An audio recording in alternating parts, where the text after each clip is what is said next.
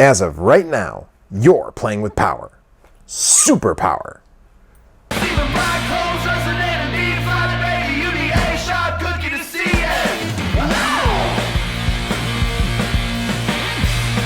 Here's 5 reasons.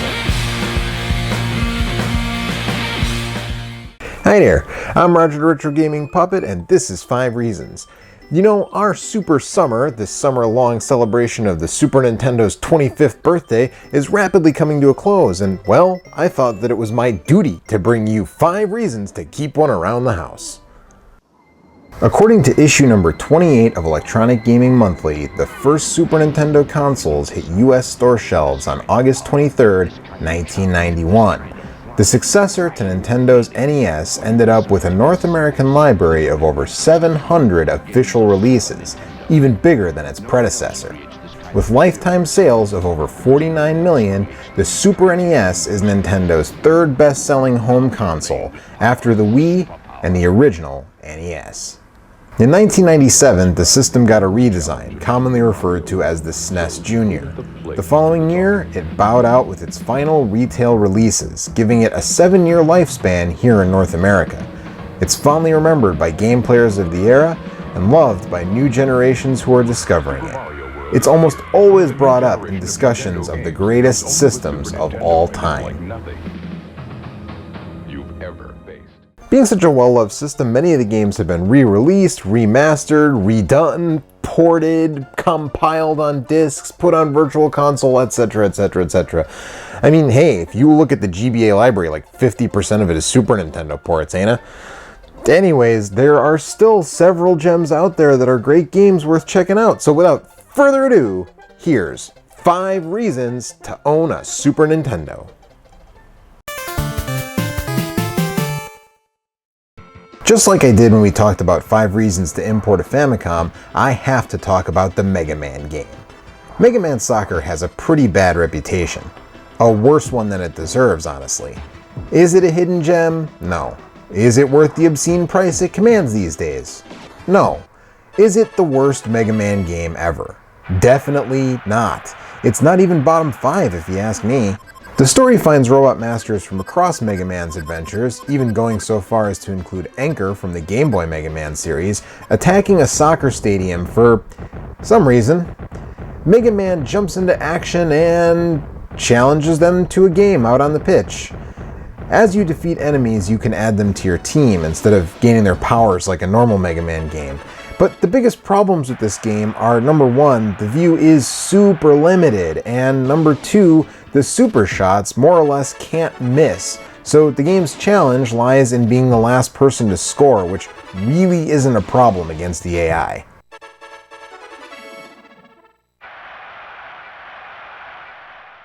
But hey, still, if you're a Mega Man mega fan and you're trying to catch all his games, well, you'll need to be picking up this one.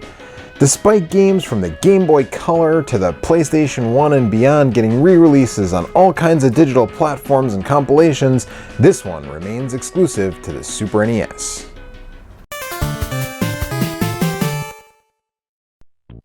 Let's keep going with robots for a minute. Zardion is an early Super NES game developed by little-known developer Jorudan and published by Asmik, with robot designs by Gainax. Yes, that Gainax. The game is an action platformer with light RPG elements. You have 3 giant robots you can switch between at any time and eventually unlock a 4th, the titular Zardion.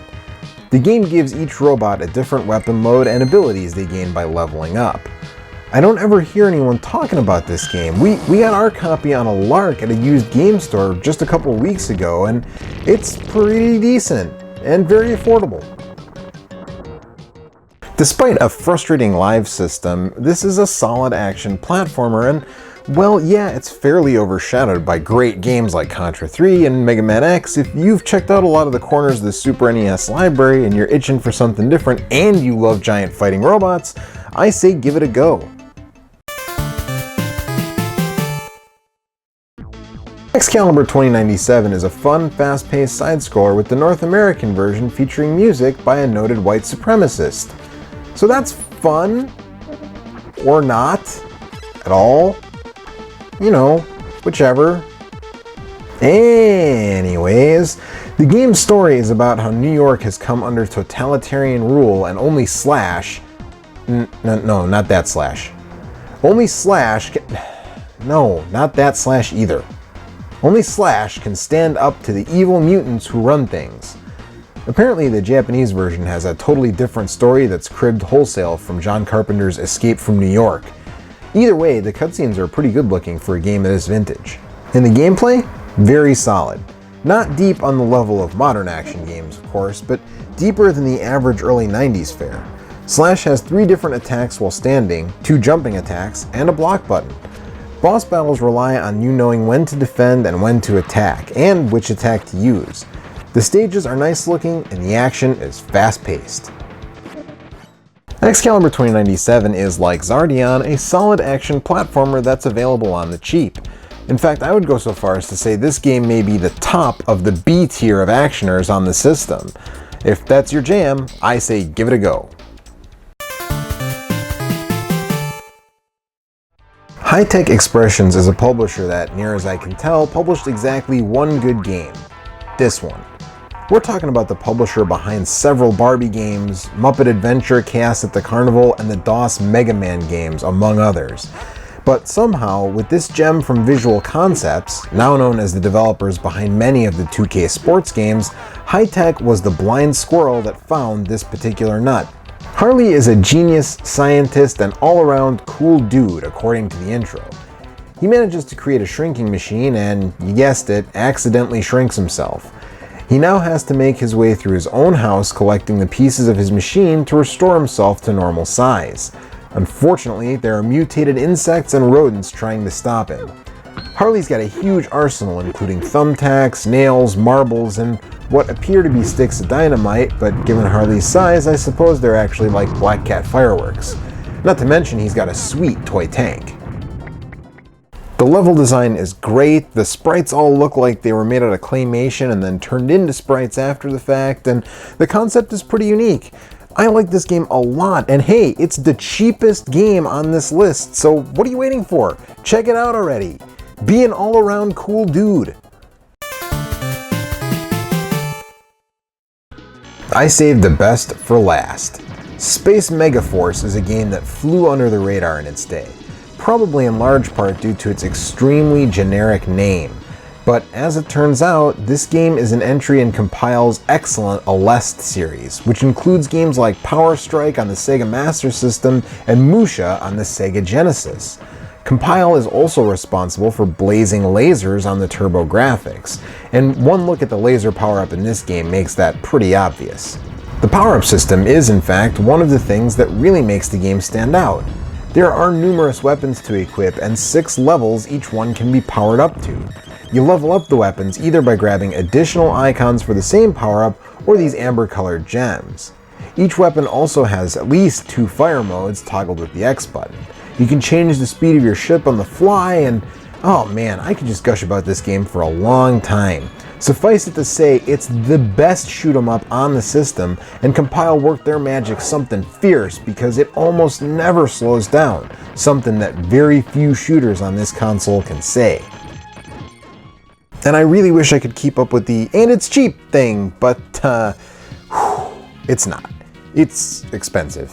It's really, really expensive, actually. It's like $150 to $200 for just the cartridge kind of expensive, and yeah, I'm not sure that any game is really worth that amount of money. But fear not, there is the Japanese version, which is the one that I have right here. It's considerably cheaper, and it's the exact same game. Actually, arguably, it's a better game because it's got a bunch of cutscenes that were dropped from the US release if you need that in your space shooter. Anyways, it's still a little pricey, about $50, so that could be out of your price range. Maybe you want to go with the big E on this one. At any rate, that's our show for this time, so thanks so much for joining me, and if I didn't get to your favorite Super NES exclusive, that's okay. There's enough of them that I'm sure there'll be a part 2 of this down the road somewhere, to say nothing of an episode about the Super Famicom. So hey, that's it. I'm Roger the Retro Gaming Puppet, and I'll see you next time. There's Dad over there. Ooh, I just love all the new things Kmart has here. Oh, I can see that. So that's the new Super Nintendo Entertainment System. What about it? They say it has 16-bit technology, whatever that means. Oh, I see. What else do they say? That it has 3D graphics and digital stereo sound, and that Super Mario World is included. Okay, we'll get it for him.